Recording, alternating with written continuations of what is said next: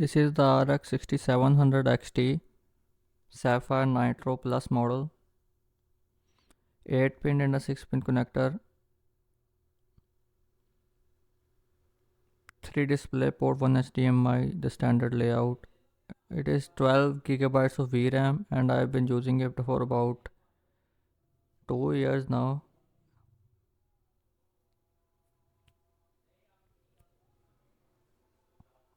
Let's check out what Nvidia has to offer. This is the 4070 Zotac twin dual fan. Single 8 pin connector, also has 12 gigabytes of VRAM. Let's check this one.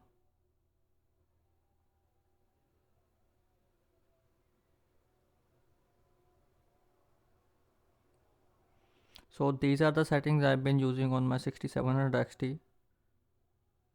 If anyone want to copy these, you can go ahead. Max settings without motion blur or anti-aliasing, 1440p. It's getting about 90 fps in judgment, 100 to 90 fps. Without anything is giving me above 120 fps. Without anti-aliasing, without upscaling, 130, 140.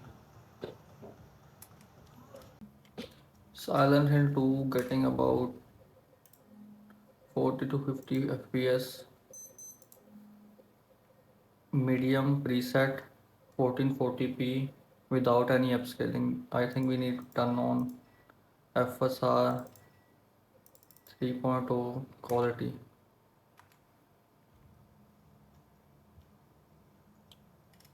Now getting about 60 fps. Now same location is getting 85 fps. Alright, now let me check what the setting is. FSR 3 quality. Now I'm gonna turn off any type of upscaling and medium preset, no upscaling. Now I'm getting above 60 fps without upscaling. Alright, now let me turn on ray tracing.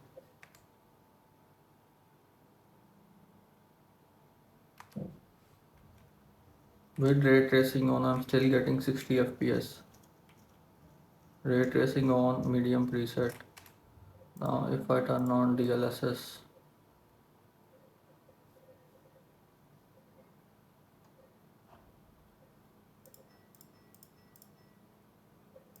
DLSS quality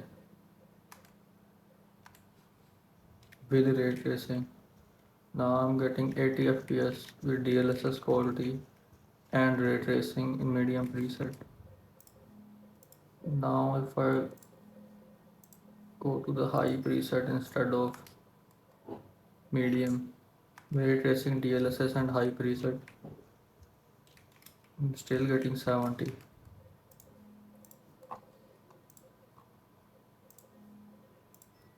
Epic preset, DLSS quality, still getting 67, 68 fps. Same location. I know this is a light location, but just for comparison with the other graphic card.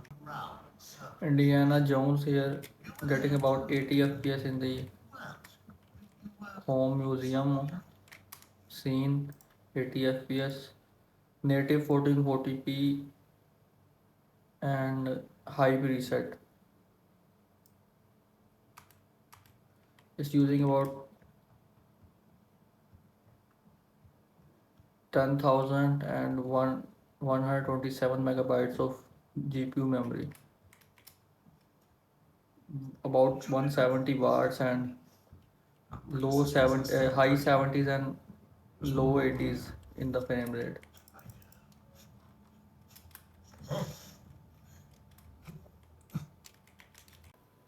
Now same high setting native 1440p I'm getting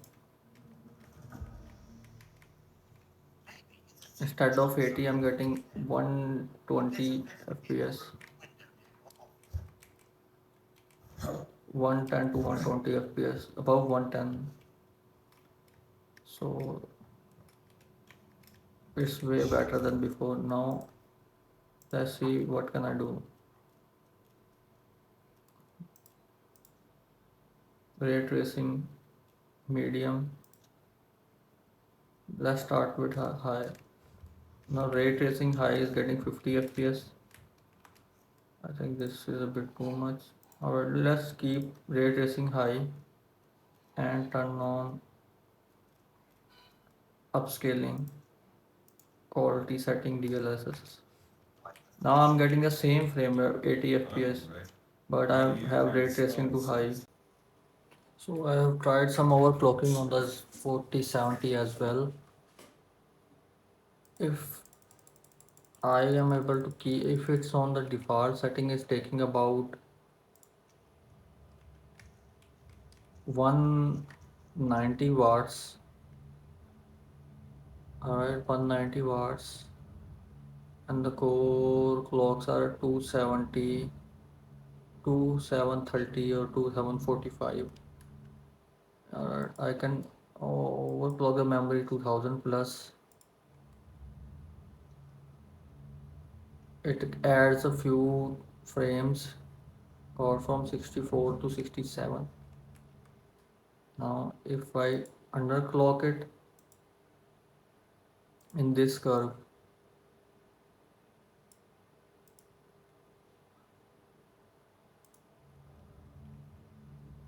now the usage is only 150 watts, but the frame rate is about the same as without an overclock. So only 1 FPS or half FPS lower than the default settings. Now I try to overclock it plus 175 and 2000 on the memory.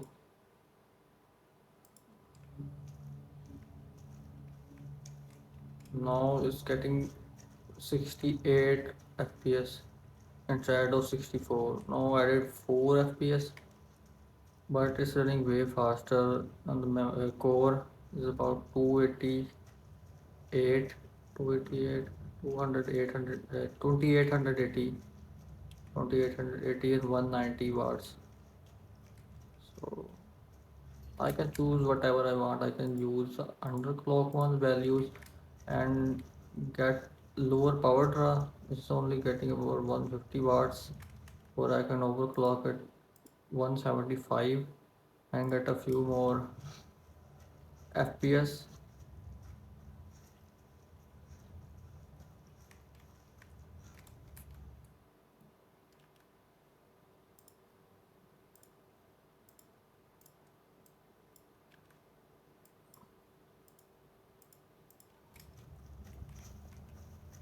It's not even that. One is 70 to 73, 74 max degrees, and understanding that this is a only a two fan version with only 8 pin power port, so this is not that bad. I think Zotac have improved from the 1660 Super days. It's way better now, even in the dual one. Way better, at least from the MSI Max and Ventus, it's better. Still not that good of a cooler. They have a higher end coolers as well.